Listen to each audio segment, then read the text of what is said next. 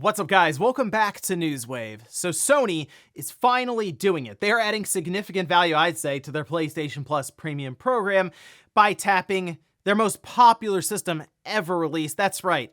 They are officially adding PlayStation 2 games to the platform, and we're going to go over that here today. Also, we are going to be talking about Microsoft making their biggest move yet for Game Pass official, which has brought up a bunch of questions heading into the holidays. And then we're also going to be going over a new accessory for your Super Nintendo that'll allow you to back up your physical games and even your save file. So if you guys enjoy these videos, make sure you hit that like button. Helps out a ton. And if you're new here to the Spawnwave channel, make sure you subscribe down below. We're going to start today with Nintendo and their collaboration with LEGO, which has been ongoing, as we've seen some of their more popular ones being, of course, with Mario, but we've also seen things like Animal Crossing, and now we see The Legend of Zelda with the announcement yesterday. We can see this posted up on their official account.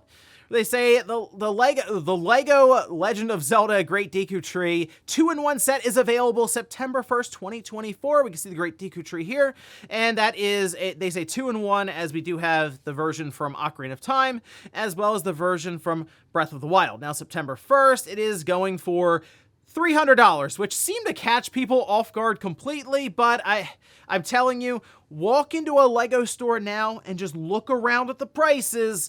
This is actually about what I would expect for a larger licensed product like this with LEGO. Is it expensive? Yes, it's the same price basically as a Switch. So yeah, LEGOs, believe it or not, are just expensive products. It's not really new necessarily for people, though. In that world with LEGO, they probably saw that price and were like, yeah, makes sense. Let me just go ahead and pre-order this thing real quick. So it's, hey, Nintendo, LEGO working together consistently now. And of course, we also have a Mario Kart collaboration happening next year. So keep these prices in mind, because it's going to be something you're going to see quite frequently for some of these larger collaborations and licensed products with them. Also, we got some news for the ex-Rocksteady founders. Before, they had, of course, worked to release Suicide Squad, Kill the Justice League, and left as that was wrapping up production to form a new studio. And now it appears they are partnering with Microsoft for a new game. We can see this is posted up. This is over on Xbuter, who had the scoop, saying 100 Star was created by Rocksteady co-founders and is based in London and has about 100 employees. The studio is working on its first ever project, which is a AAA action-adventure single-player game. Xbox Game Studios Publishing has signed a partnership with 100 Star for the project. Now, this is something that's years and years off. Like, we're not going to hear about this. Honestly, it might be till the next generation. That's probably what they're starting with here is, okay, we're going to sign you guys on for the next Xbox system that, again, we believe is at the end of 2026, somewhere in there, as games just take a while to make. I do like the fact, though, that they are coming out in this report and saying, yes, it's a single player, yes, big budget game, but it's not one that's going to go, okay, we need it to be live service like what happened with Suicide Squad, Kill the Justice League. I like the idea of sort of a fresh start for the founders from Rocksteady with this partnership with Microsoft, and I assume it would be either a platform exclusive, or maybe it goes into Game Pass on their platform, and then they can also sell it outside of that, like we've seen Microsoft do with some of their own first-party titles. But exciting stuff, just don't expect to see it for a while. Oh, and while we just talked about the story yesterday for Resident Evil 0 and Code Veronica now being the targets of remakes at Capcom, it looks like we have some corroboration here. We can see this over on IGN, saying IGN can corroborate that 0 and Code Veronica are the next 2 Resident Evil remakes scheduled to release. Capcom is yet to comment on the reports. Yeah, they're not going to say much. I mean, what would they say? They would basically come out and just announce the games then, and I feel like they have that set up internally as a target for, okay, now we're going to make the move. Maybe it's at Summer Game Fest, or like we've seen in the past with Capcom, they just hold their own live stream. They are to that position where they can just do that. So they can have a Resident Evil live stream, maybe talk about some things with, I don't know, Village or Resident Evil 4, then say, oh yeah, here's some new stuff we're working on, and introduce one or maybe both of them all at once. So exciting stuff. Good to hear that it seems like we have some more backing to these stories, because I saw a lot of people in the comments who got very, very excited at the prospect of a Code Veronica remake, and seems like it's something that is becoming more and more tangible going forward. And guys, with some of the quick news out of the way, let's get into the bigger stuff. Let's start right away with Sony in their Days of Play announcements. They had several different things to mention here in this blog post, but I wanted to separate the PlayStation 2 games from everything else, because that does feel like a big deal, since that should set them off on a path of, I assume to be consistent updates in this new PS2 section for PlayStation Plus Premium with the Classics catalog that until this point has really relied on previously remastered PS2 to PS4 games, PS1 and PSP titles. But now we can see posted up over on PlayStation Blog again as part of the Days of Play announcements. We just have a card here, PS2 Classics catalog. These would be games now running through an emulator. So the word for a while was that they were having a harder time getting all this figured out for these PS2 games to run smoothly across the board, which would include PlayStation 4, right? And seems like they managed to figure all of that out, as from what I can tell, this is coming to PS4 and PS5. And, you know, it's not a bad start. We heard about Star Wars, the Clone Wars, because that kind of leaked out a bit early through the back end of, like, the PlayStation Network store. And it seemed like, okay, maybe that's how they're going to start. Star Wars, the Clone Wars. But no, not just that title, as there are two others. We have Tomb Raider Legend and Sly Cooper and the Thievius Raccoonus. Okay, so, Tomb Raider Legend. It's much better than the one that was before that, which I believe was Angel of Darkness. I don't think there's anything between those two at the time. This was more of a return to form for the Tomb Raider franchise, if you will, and it's a pretty good game. I do recommend checking it out, and if we do have, as I assume, again, trophies attached to these, that could be a lot of fun to go back and play back through that classic Tomb Raider, almost revival for that franchise at that time, because Angel of Darkness did everything it could to basically destroy it. But the other one, obviously, being Sly Cooper. So this is really cool to see Sly Cooper here, because I assume then we're going to see the other PS2 Sly Cooper games here, the second one, the third one, and so on. So that'll be good to see that kind of going forward, because I do believe there is many people right now in gaming, the newer generation, has no idea about Sly Cooper at all. In fact, I ran a poll that we'll take a look at later on in the show, and wait for those results. But this to me means the door is open for PS2 games to go in. These will be available June 11th. And at this point, it's anyone's guess as to what goes in, because it is hard to figure out things behind the scenes when it comes to licensing from our perspective. Of course, Sony probably understands what they can put in the service, or what they're able to within reason, and what's sort of out of bounds for them. It is odd because Disney seems to be fully on board with what we've seen with like PS1 games going in there, just some very random off the wall ones. So who knows, maybe there's some Disney PS2 games that can go in there. You know, looking around the vast library of PlayStation 2 games, I'm sure there are many people can pick from, but I think it'd be cool to have something like Shadow Hearts in there, as that is kind of a rarer title for the PS2, and I feel like the trophy list there would be really, really cool to kind of see.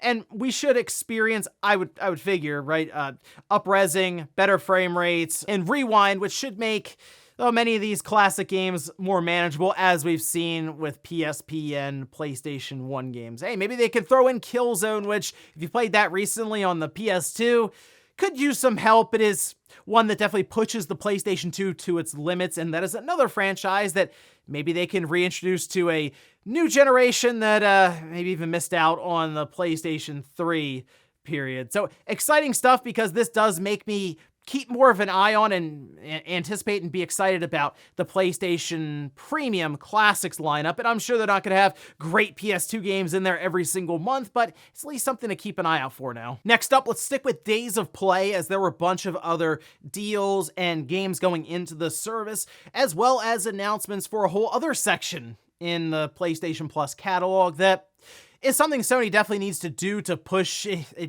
pretty big accessory, we'll say, for the PlayStation 5. But once again, we can go over to PlayStation Blog, and we'll start at the top here for the PlayStation Plus Essential games. These would be for June, and they go live June 4th.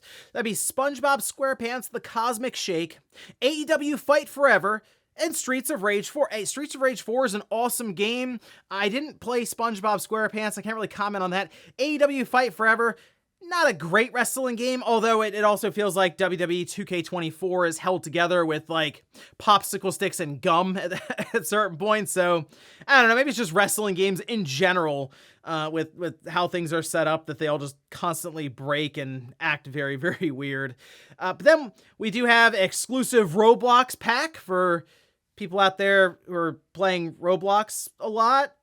We do have bonus titles for the game catalog and PSVR 2, which I think is a big one. Look, if you're going to push PSVR 2 in general, and we're not really seeing them have a bunch of games necessarily be developed and released that are at least worth putting out there in state of plays or anything like that, you gotta at least have a section where you can just give games away as part of your even premium service here. They're doing that. So we have Ghostbusters, Rise of the Ghost Lord, Walkabout Mini Golf, Synth Riders, Before Your Eyes, and The Walking Dead Saints and Sinners chapters 1 and 2. These are live on June 6th. We do also have game catalog add-ons. These are for premium and extra. Let's see, we have Dredge, that's PS4 and PS5, that's available today, the 29th. Lego Marvel Superheroes 2, that's on the PS4, or I guess backwards compatible, then also on the PS5, available May 31st. Cricket 24, PS4, PS5, that's on June 5th. And then Grand Theft Auto San Andreas, the definitive edition, PS4 and PS5. We also have a free trial being added for WWE 2K24 that is available today. As for sales, we do have $50 off of the PlayStation 5 system, whether it's the digital edition or the one that comes with the disc drive, $100 off the PSVR 2, and then $20 off select titles, including Marvel Spider-Man 2, The Last of Us Part 2 Remastered, MLB The Show 24, and Rise of the Ronin. They do mention discounts on PlayStation Plus Premium, looks like up to 30%, and they have $10 off all PlayStation 5 console covers. So, hey, I guess technically if you wanted to dress up your system, there you go, you can save $10 on it. And then they also have PlayStation gear that is 20% off. If you wanted to get hats or I guess shirts or something that's PlayStation branded, you can do so. And all these sales will be ongoing until June 12th. And for the most part, they're pretty straightforward. I mean, at least getting $50 off the system is good if you haven't picked up a PS5 yet. I was just more excited to see things like the PlayStation 2 games finally being added to the classic catalog, as I think that will be big for adding value to the service. But also not a bad idea to have PSVR 2 stuff being thrown in there for premium subscribers as well. Just try to get at least some interest around that headset. Next up, let's talk about Microsoft making it official. Their biggest move yet for Game Pass with Call of Duty Black Ops 6. We had already discussed how there were reports that they were indeed going to have Black Ops 6 go into Game Pass day one released. And before that, we had heard that there were talks within Microsoft of if it's a good idea or not. Well, it looks like they decided it is indeed going in because they did release this. We can see posted up over on news.xbox.com, where they say, we're excited to confirm that Game Pass members will be able to jump into Call of Duty Black Ops 6 on day one with Game Pass. Now, we've already had different trailers and teasers kind of thrown out there, and at this point, we're just waiting for this showcase to take place June 9th. As we know, when the general showcase ends, they'll have one that's just dedicated to Black Ops 6, I assume showing off gameplay in like a significant fashion where we'll have like 10 minutes of them just playing through a mission or something there, and them adding it into Game Pass, we assume, is going to raise their subscription count. I mean, I would hope it does. You put something like Call of Duty in there, which is incredibly popular. I know people will say, who plays Call of Duty? Look at the MPD sales charts every single year.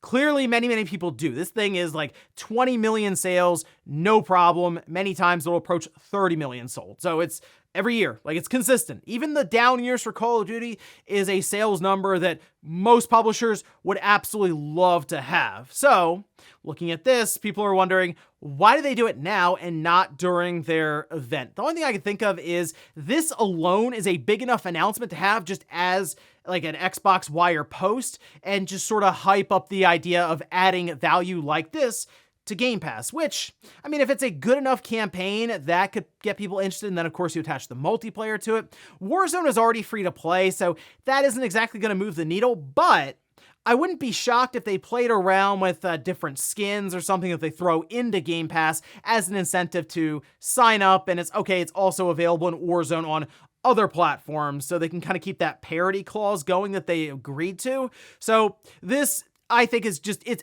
a win for Game Pass subscribers now, but I'll admit, I'm very curious of the case study here because they're going to run it. They're going to find out what exactly this does to the overall market Will people sign up for Game Pass and just get Call of Duty, or will they continue to buy it on PlayStation or technically on PC rather than go along with that subscription model? I think there's also an avenue here for Microsoft to show up at that showcase and announce that all these other Call of Duty games are also going into Game Pass, and that surely, along with Black Ops 6, would move the needle for subscriptions, because if that doesn't, I'm not really sure what will. And in our last bit of news, let's talk about a really cool accessory for the Super Nintendo. I've talked about the Epilogue GB operator. It's this cartridge slot, essentially, this little accessory that you pop your Game Boy games into, you plug it into your PC, and you're able to not only dump the cartridges, but you're also able to dump your save files and back them up, and then you can move other save files to the cartridge. So if you download someone else's save file online of like 100%, like full Pokédex completed Pokemon Blue, you can then push that over and have that on your actual cartridge. Well, now it appears they're expanding out to the Super Nintendo, and in fact, after posting up a video a while ago, actually, of them using what was basically just a little motherboard PCB at that time, now they have some images of this SN operator, which you can see here, where they say sleek, super, and see-through SN operator's first official images. So to me, the big thing here clearly is the idea of being able to back up your save files on your Super Nintendo cartridges, because we know the batteries will die in those cartridges, and it's really frustrating to lose, say, a complete run through Earthbound or through Chrono Trigger. Insert any lengthy RPG here, right? Or technically, you could even for different save files that have like high scores and stuff, it is nice to be able to have that backed up fully. And obviously, you can also technically just dump the entirety